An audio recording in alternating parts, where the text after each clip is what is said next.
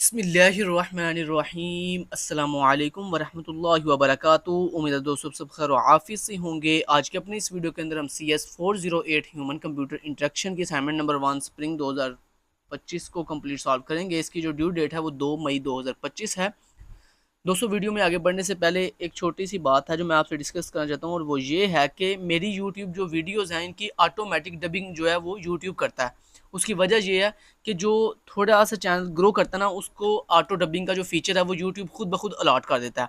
तो अब auto dubbing जब होने स्टार्ट हुई तो बहुत से मुझे स्टूडेंट्स का मैसेज आया कि सर आपकी वीडियो जो है ना उसकी उसकी वॉइस चेंज हो गई है, वो आपकी वॉइस नहीं है, पता नहीं किसकी वॉइस है। जनाब किसी की वॉइस नहीं है, मेरी ही वॉइस है असल में।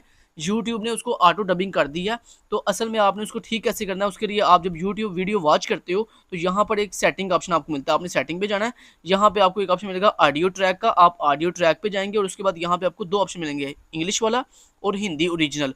अगर आप हिंदी ओरिजिनल पे टिक कर देंगे तो ऑटोमेटिक मेरी जो ओरिजिनल वॉइस है उसके अंदर आपको वीडियो सुनाई देगी। और अगर आप यहाँ पे इंग्लिश यूनाइटेड स्टेट पे क्लिक कर देंगे तो ऑटोमेटिक मेरी जो यही वॉइस है ये इंग्लिश लैंग्वेज के अंदर डबिंग होकर आपको सुनाई देगी।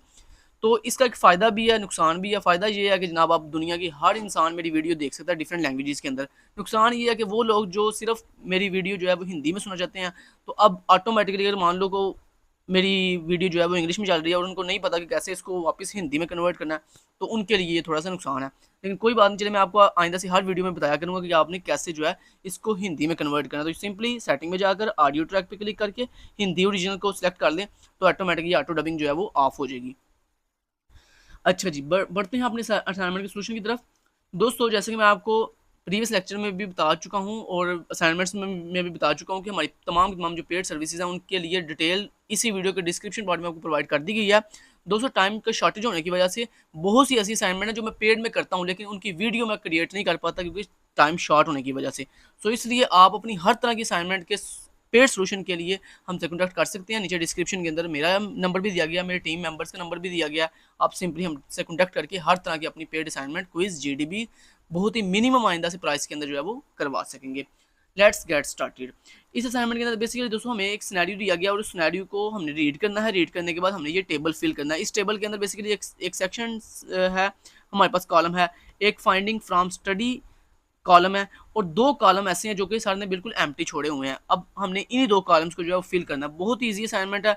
की इश्यूज बताने हैं अपने इस सेक्शन के और उसके बाद हमने यहाँ पे प्रपोज्ड सोल्यूशन बताना है। तो चलें बढ़ते हैं टाइम वेस्ट किए बगैर जल्दी जल्दी आपको दिखा देता हूँ कि इसके की इश्यूज और प्रपोज्ड सोल्यूशन जो है वो क्या क्या होंगे।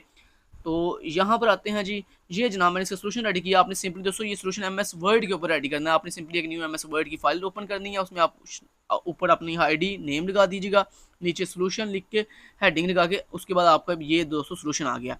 तो सबसे पहले जो पहला सेक्शन था नेविगेशन एंड लेआउट डिज़ाइन, उसका जो है की इशू ये लिखा हुआ है, ठीक है। और उसके बाद अगर हम उसके प्रपोज सोल्यूशन की बात करें तो वो ये यहाँ पे लिखा हुआ है। इसको पढ़ने की, क्योंकि ये थ्योरी है, इसको पढ़ के सुनाने की मेरे ख्याल से कोई ज़रूरत नहीं है। आप खुद भी जो है वो देखकर इसको नोट डाउन कर सकते हैं फटाफट से।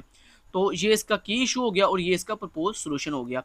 इस तरह अगर आप यहाँ पे कोग्निटिव लोड रिडक्शन की वाले सेक्शन की बात करें तो इसके अंदर ये इसका की इशू आ गया, ठीक है, कि complex navigation increase cognitive effects के मतलब हमारे पास जो कम्प्लेक्स नेविगेशन होते हैं ना वो हमारे पास कोग्निटिव जो एफर्ट्स होती हैं उनको इंक्रीज कर देते हैं।